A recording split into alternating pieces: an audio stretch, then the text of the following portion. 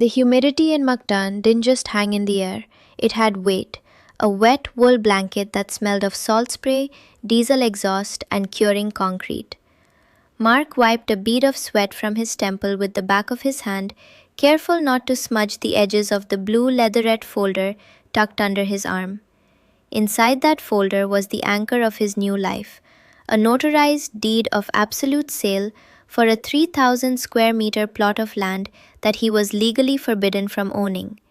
He stood on the edge of the foundation, watching Lani's cousins, men he knew only by nicknames like Boyette and Junjun, heave grey hollow blocks onto a makeshift wooden scaffold.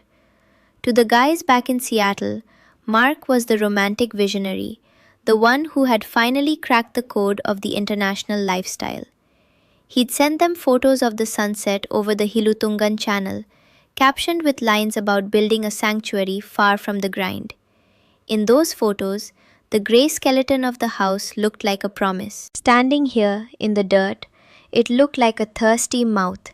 "It is going to be beautiful, Marky," Lani said, appearing at his side with a condensation-slicked bottle of San Miguel. She leaned her head against his shoulder, her skin warm and smelling of coconut oil. "My mother already picked the spot for the calamansi trees. She says the soil is perfect." Mark took a long pull of the beer, the cold liquid a sharp contrast to the suffocating heat. He looked at the folder under his arm. The deed bore Lani's name in bold black ink. His own name appeared nowhere on the document, a reality dictated by the 1987 Philippine Constitution. He had spent six figures, most of his 401k and the equity from his condo, on a dream where he was essentially a permanent guest.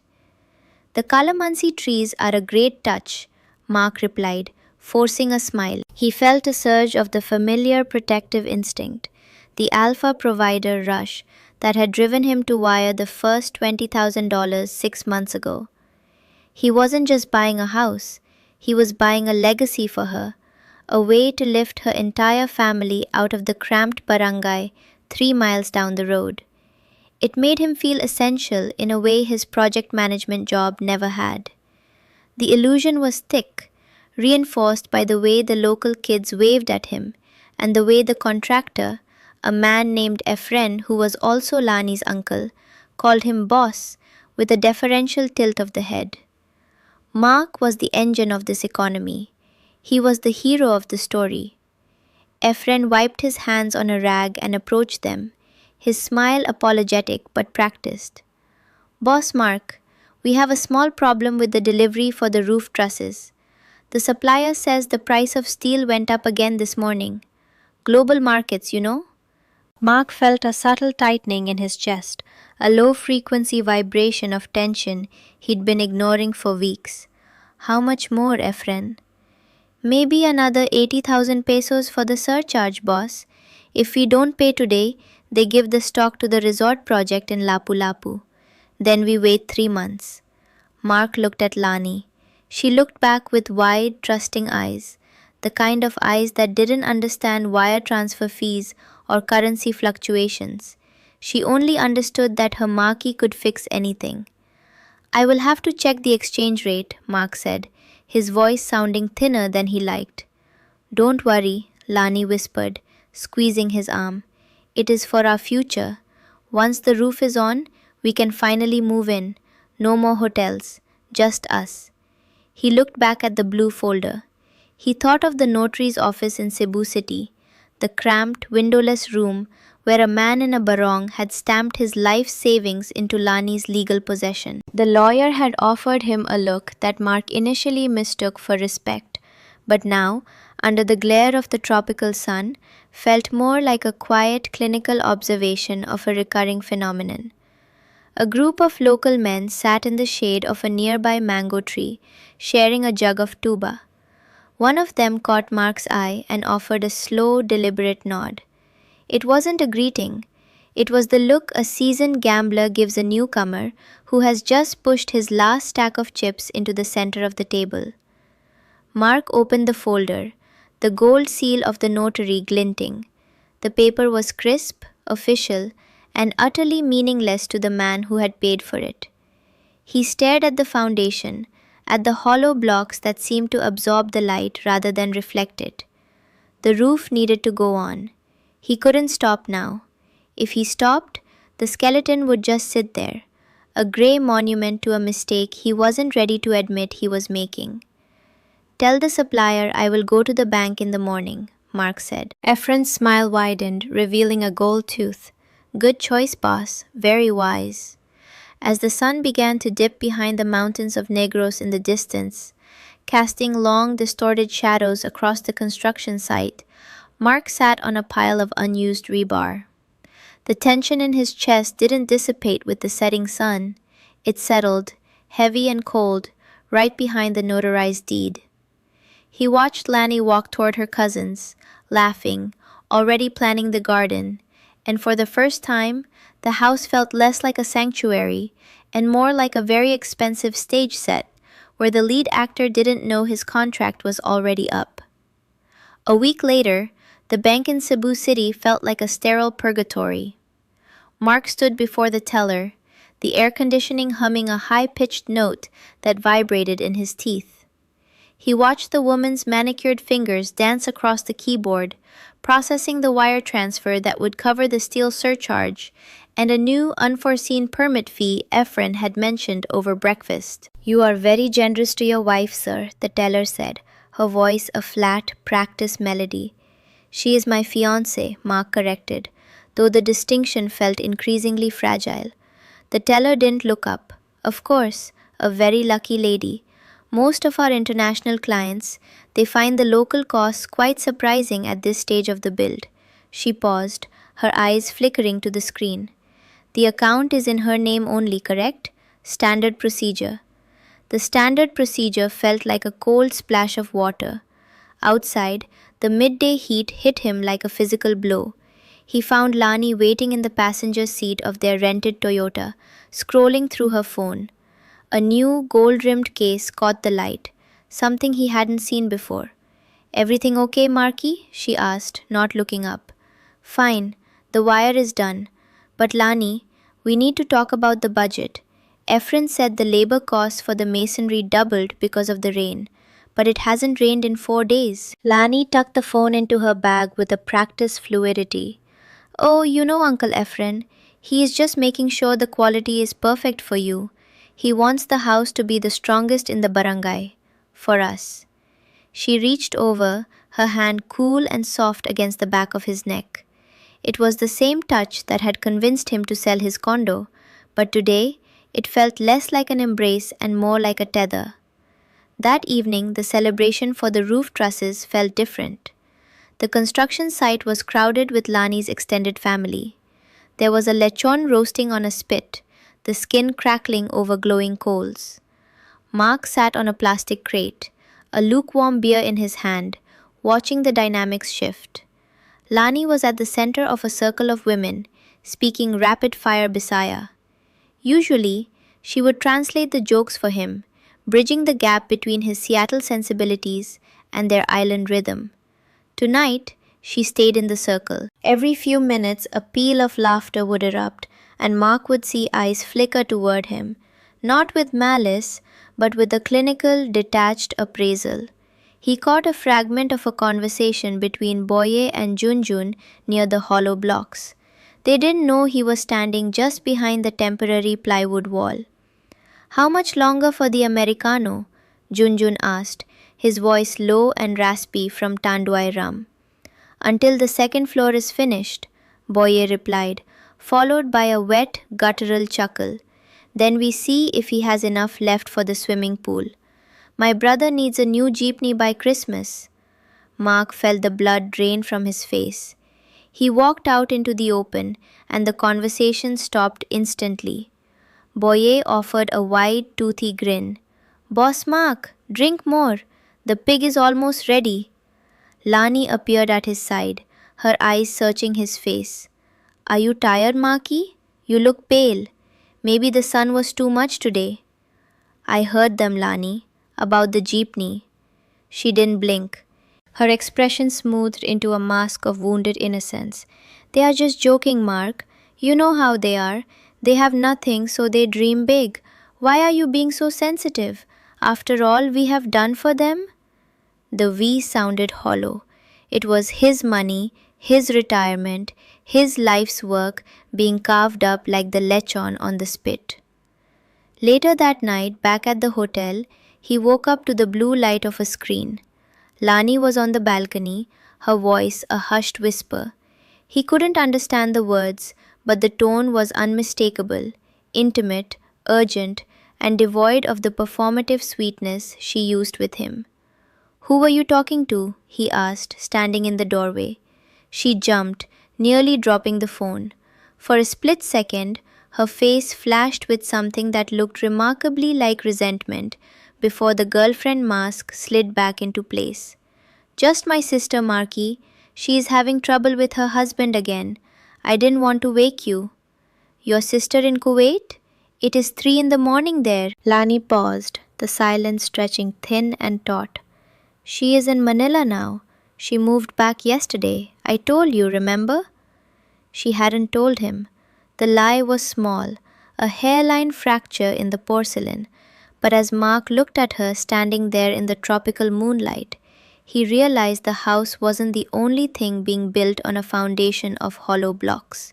He wasn't the provider, he was the project, and the project was nearing completion.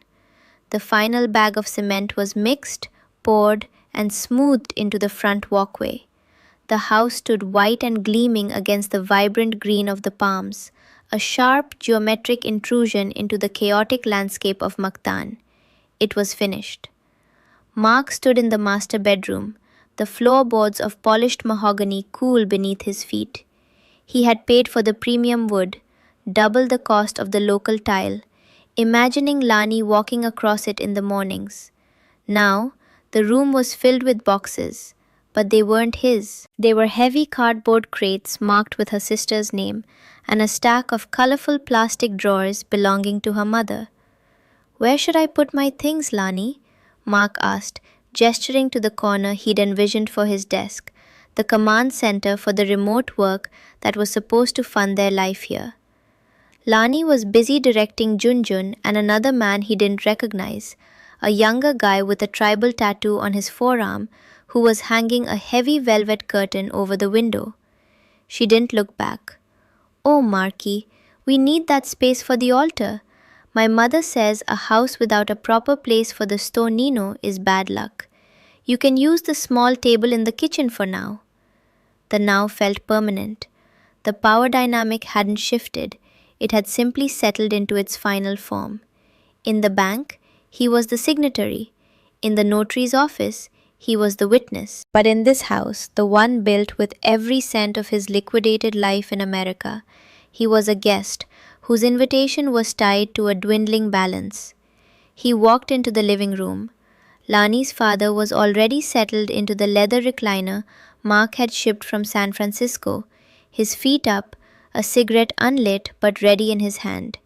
He gave Mark a nod, the same nod a landlord gives a reliable tenant.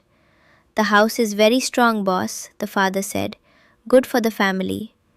Mark looked for Lani. He found her in the kitchen, laughing with the man with the tribal tattoo. They were sharing a plate of pancit, their heads close together. When she saw Mark, her smile didn't reach her eyes. The performative sweetness, the marquee lilt that had cost him 6 figures, had been replaced by a polite, distant efficiency. Lani, we need to talk about the title, Mark said, his voice low. The lawyer mentioned a long-term lease agreement we were going to sign. To protect my investment. Lani set the plate down slowly. She wiped her hands on a silk scarf he'd bought her in the Cebu City Mall. The lawyer is very busy this week, Mark. And besides, why do we need more papers? You said you trusted me. You said this was a gift for our future. A gift for our future, yes. But I am not even on the utility bills. She stepped closer, her voice dropping to a whisper that no longer felt like a caress. In this country, the land stays with the blood, Mark. You knew that. You wanted to be the provider. You wanted to show me how much you loved me. She gestured to the walls, the roof, the mahogany floors. You showed me. And now the house is here. My family is safe. Isn't that what you wanted? The realization hit him not as a shout, but as a cold mechanical click. The words, the I love yous, the our sanctuary, the forever, had been the scaffolding, necessary for the build, but meant to be torn down the moment the structure could stand on its own. The actions were the only thing that remained.